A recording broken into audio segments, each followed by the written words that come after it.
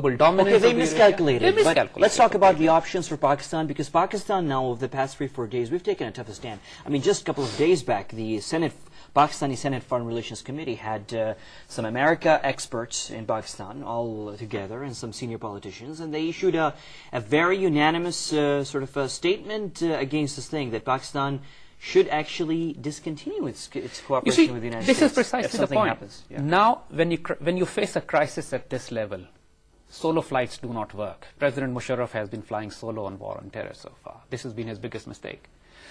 Now, first thing he should do is bring nation on board, a national consensus through the parliament. The parliament should pass a bill.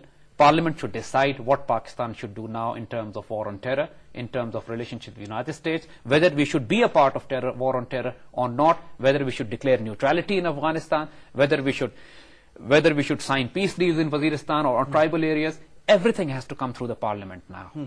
And the burden should be off the shoulder of one man. He had made enough mistakes. It's time he referred it back to the parliament. Let the nation decide.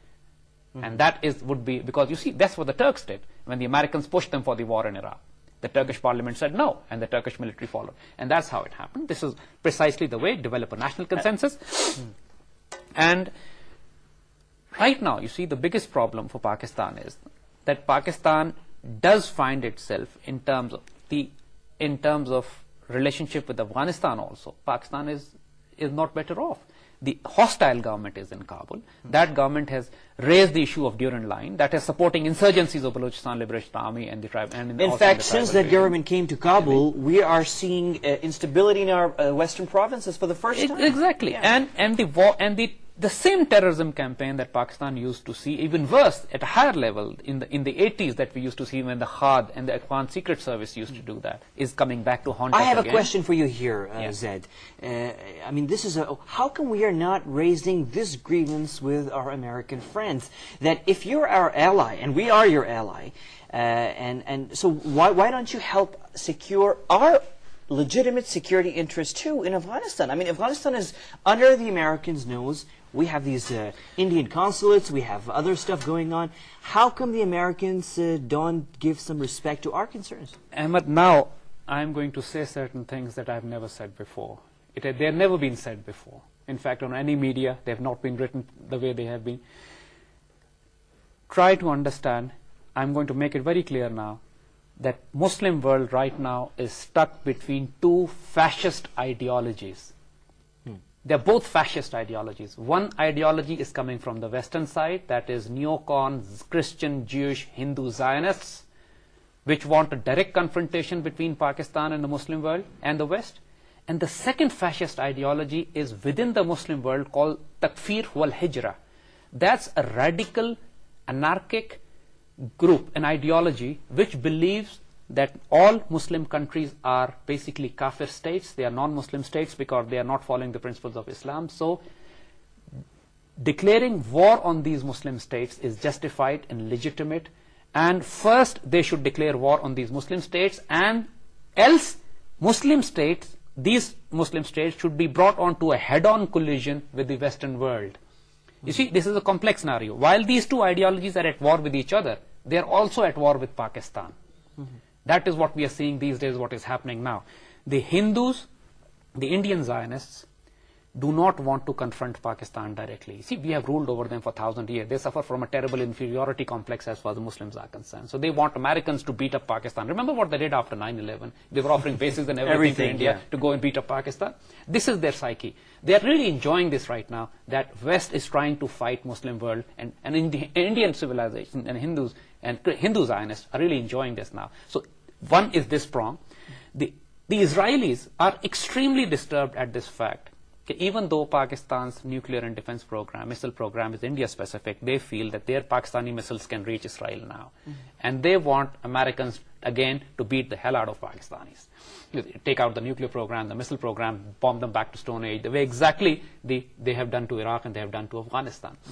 So, on the other hand, the groups which are homeless, radical fascists, I call them. Why? Because you see, there are many resistance movement within the Muslim world, but they're not homeless resistance movement. Like Kashmiris are not homeless people, they're fighting on their home turf. Mujahideen were not homeless people, they're fighting on their home turf. Taliban are not homeless people. Similarly, Palestinians are not homeless people. They're fighting on their own turf, war of liberation and resistance. But there's a group of angry Arabs which are homeless. They were driven out from their countries. They have no state, they have no home, they have no place to go, they've got no passports, they don't have nationality. And that has made them terribly radical, and their ideology is to create a state where they can grab and control. Ayman al-Zawahiri, are you referring to him? Yes, Ayman al-Zawahiri's group and Osama's group. Twice, you see, initially after the Afghan war, they tried to create a state for themselves in Afghanistan. Yeah, and they failed in that. They went back to Sudan. They tried to create a state there. They failed. They came back to Afghanistan. They tried to create a state. They failed. Within Afghanistan and the Pakistani tribal area, they tried twice. Once in Kunar, they created an Islamic Emirate of Kunar, and then the Islamic Emirate of Waziristan. They failed.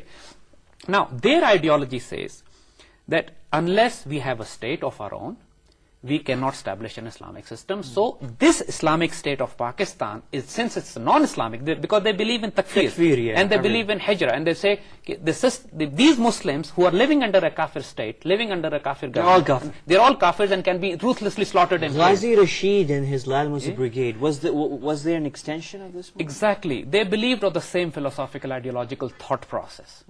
Before that, I would also take you back to the background of the philosophical or ideological historical background of this Lal Masjid clerics. Remember in 1979 there was a group of radicals who took over Kaaba, and their leader believed... The famous incident. Famous incident. Utaybi, I guess his name was. The leader believed that he had... Juhayman al-Utaybi. And the leader had belief that he has visions and dreams, and he has been given the divine right to establish the Islamic system in Saudi Arabia. So he captured Kaaba during the Hajj, and Saudi government had to use force to eliminate them. And hundreds of thousands of...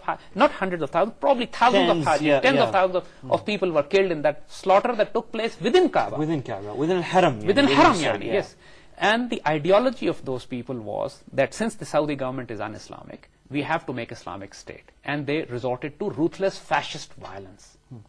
Precisely this ideology I'm talking about, which is takfir wal hijra, which is Zawahiri and Osama and Lal Masjid people, they belong to this ideology. These people are homeless, they have no state. These people, Lal Masjid group, why on earth were they collecting weapons in Islamabad? There's no jihad going on here. Their ideology, which people don't realize now, was that one day 5,000 or 6,000 militants would come out of this and they would take over parliament, they would take over Supreme Court, they would take over PTV, they would take over cabinet, they would take over Islamabad, and then force the government to declare Islamic Emirate or Islamic system. And then what would you do? You see, and unfortunately, since for them, we are non-Muslims, Pakistan is an un-Islamic state.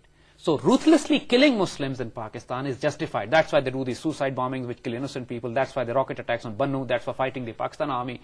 This is the most radical, anarchic and destructive ideology which has been created within these homeless Arabs. You see, all those militant resistance groups which have their homes are not takfiri. True, no, I get your point.